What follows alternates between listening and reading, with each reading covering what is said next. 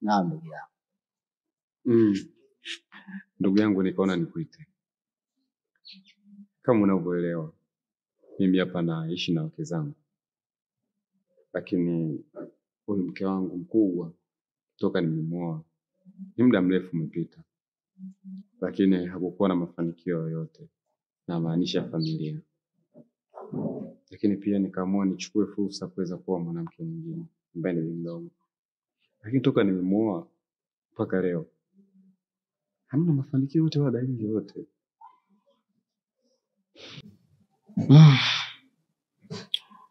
Nikupe pole sana ndugu yangu. Na kingine unatakiwa uwe na moyo wa subira. Uwe mvumilivu. Na sio kila anaingia kwenye ndoa basi upata mtoto kwa haraka. Sawa. Labda nikuulize jambo moja. Ulishawahi kupitaga nje na kupata mtoto wa nje? Hapana. Sijawahi kubahatika kitu kama hicho.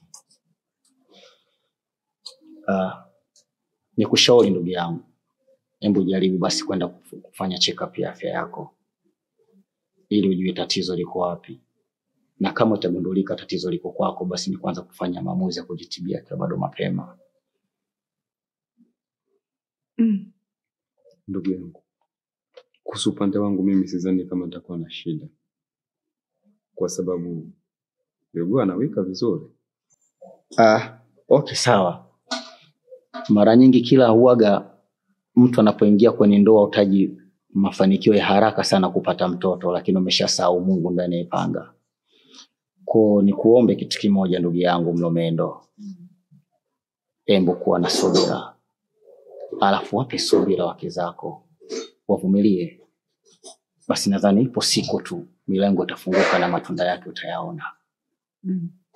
Lakini kama subira ndugu yangu, mbona nimeivuta sana?